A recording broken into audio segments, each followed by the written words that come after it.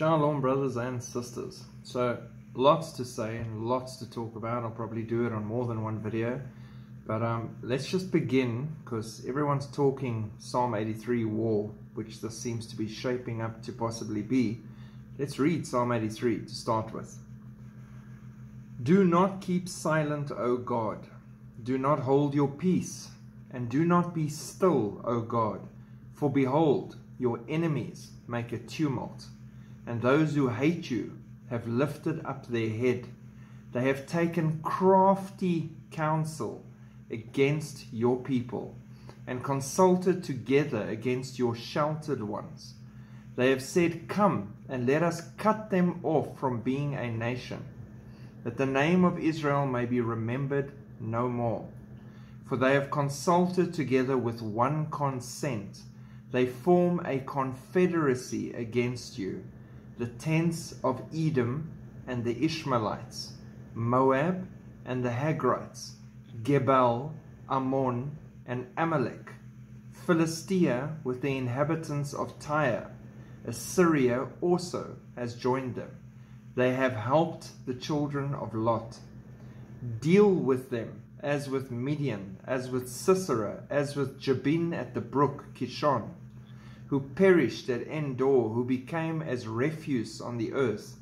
Make their nobles like Oreb and like Zeb, yes, all their princes like Zebah and Zalmunna, who said, Let us take for ourselves the pastures of God for a possession. O my God, make them like the whirling dust, like the chaff before the wind, as the fire burns the woods, and as the flame sets the mountains on fire, so pursue them with your tempest, and frighten them with your storm.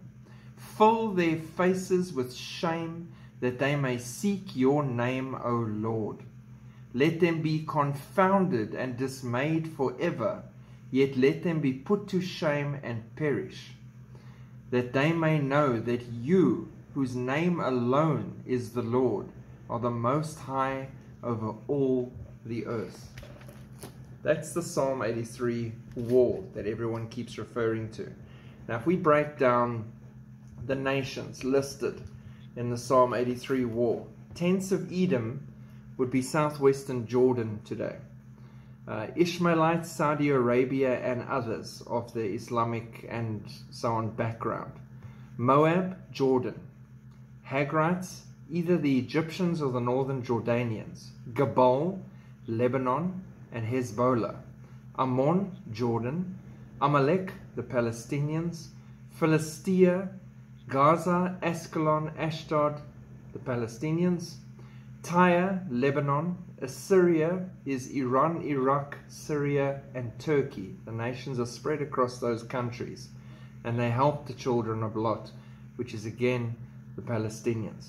Now we are seeing Lebanon and Hezbollah just got involved in the war, and they're attacking from the north, so they're in. The Palestinians are in, Gaza is in, Iran is behind pulling the strings, they're in. The Taliban wants to come join. They're talking to Iran about crossing Iran's territory, so Iran obviously is considering that.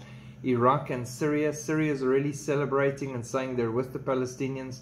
So we're looking at the map, and we're seeing all these nations from the Psalm 83 war coalescing together and supporting the Palestinians, the Philistines, as they plan this attack and carry it out against Israel, to cut them off from being a nation, to wipe their name out as if it never existed, which is what they've said many times.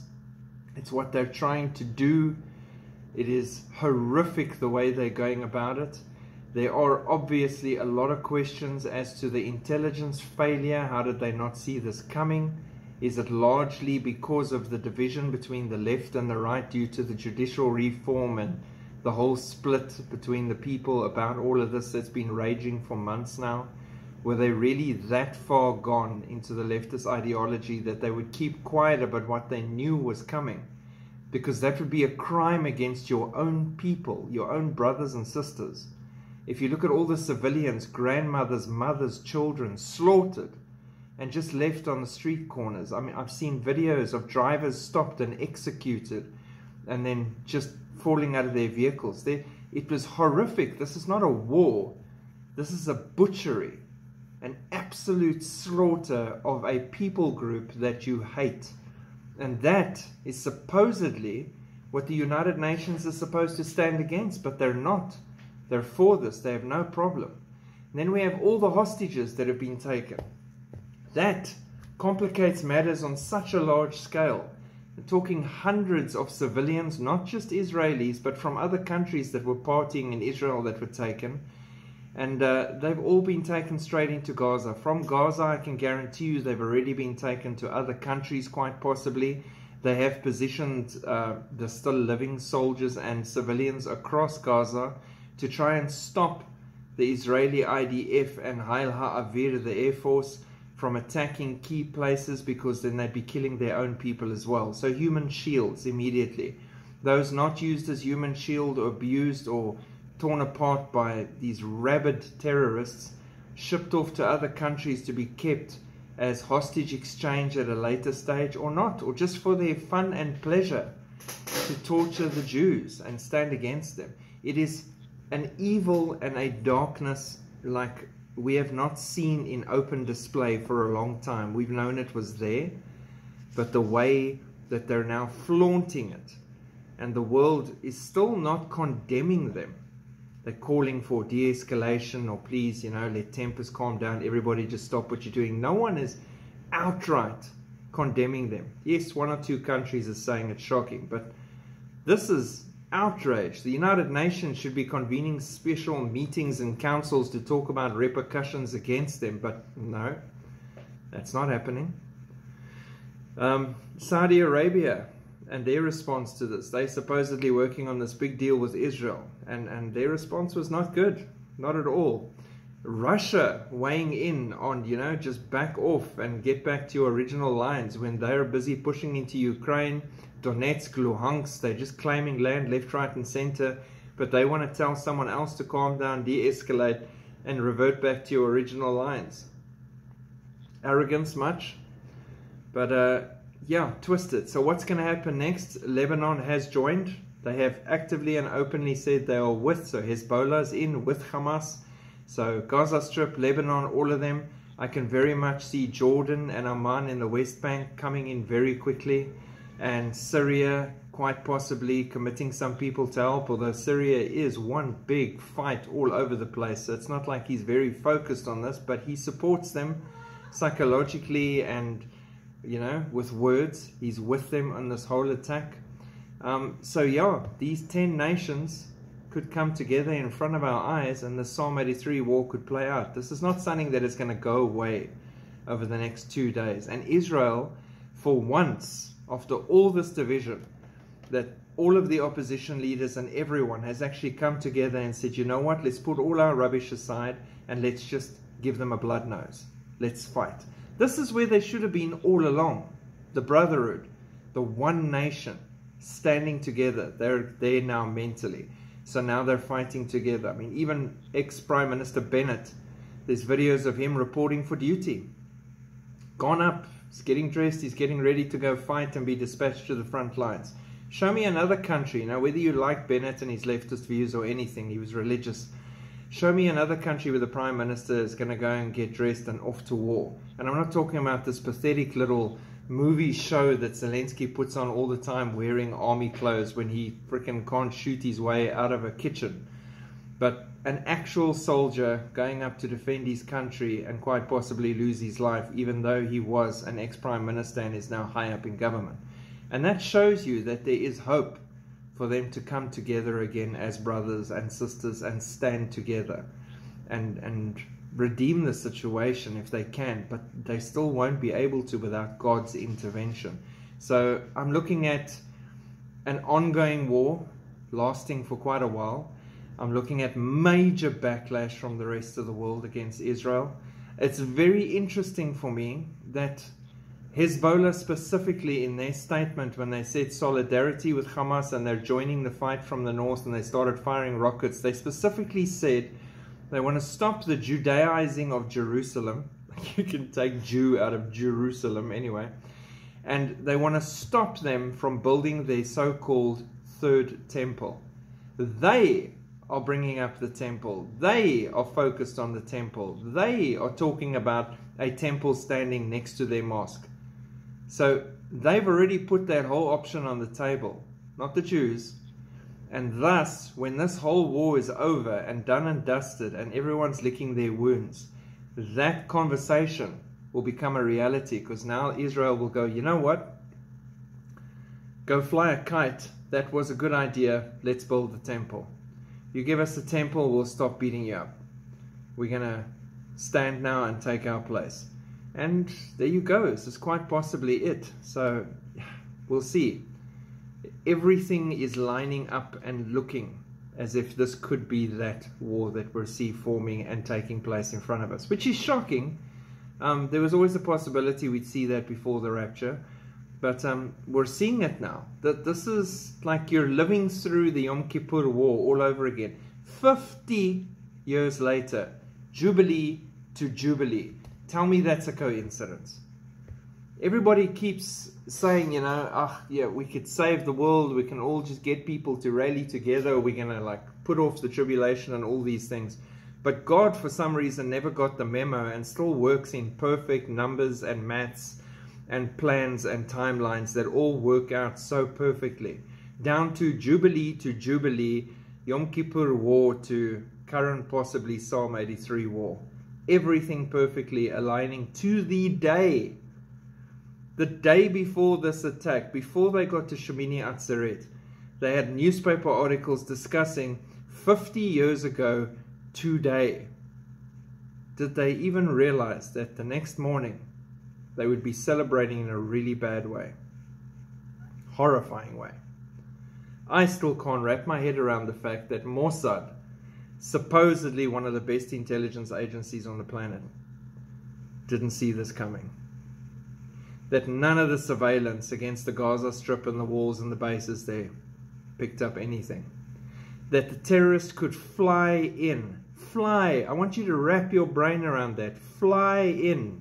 Yes, paragliders with motors on the back and everything. Very noisy. Fly in. With no helicopters standing against them. Nobody shooting from the ground. You need one guy with a machine gun and you'll put an end to a paraglider coming towards you. None of that. Something bigger went wrong here behind the scenes. And it's sad to see. It really is. Because no matter what and no matter how this ends, a lot of their enemies, and this will play into the Gog-Magog war, a lot of those enemies feel emboldened now that Israel is not untouchable and not all-powerful. Turkey, Russia, the big boys that are going to come rolling down, that God is going to smack around. So yeah, keep praying for Israel. Keep them in your thoughts. I've seen a lot of hateful comments on multiple groups against Israel. That World War III news group that gives us a lot of information as well. Very anti-Semitic and anti-Jew and anti-Israel. Horrifying comments. Not a good group. They've got relative information, but yeah, be careful. So much hatred, and the sad thing for me that breaks my heart is from the Christian side as well. So much hatred and so much don't care. You've got to get back into the mindset of God, and this is what you've got to remember. That's our family. If you had unbelieving family, if your son doesn't believe in Jesus Christ, or your daughter doesn't believe in Jesus Christ, and they're off in another city, and they're coming across a huge 9/11 terrorist attack, would your response be, well, they deserve it. Good for them. Not my problem. God's in control. God must decide what he wants to do. But would that be your response? Or would your heart be broken? Would you be trying to reach out? Would you be trying to find out, are you okay? Get out of there. Lord, please protect her or him. Keep them safe that they can still come to a saving grace knowledge of you, Jesus Christ. Please help them with their grief and their mourning. Please, their loved ones that are missing and taken hostage, please see if you can just reunite them. Lord, we bring them before you. We know that they're walking in sin and wickedness, but they are your people. Christians forget this. We forget that that is how we're supposed to think about Israel.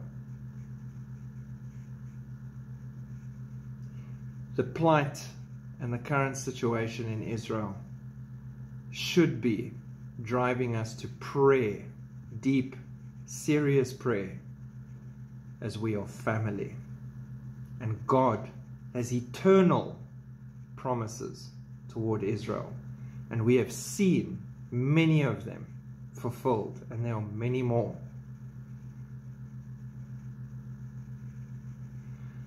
God bless. Keep looking up. Keep praying for Israel. And keep watching.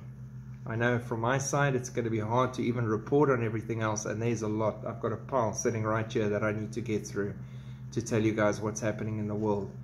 But my heart's bleeding and breaking for Israel, and I'm praying for Israel, and I'm trusting God's will be done, because the King is on the throne and he sees everything. And in Scripture, Psalm 83, War, Gog, Magog, God comes through and shows that He, Yahweh, Yeshua HaMashiach, He is God. But my heart still breaks for the people, as it should for all of us. Have a great day. Keep looking up. Shalom.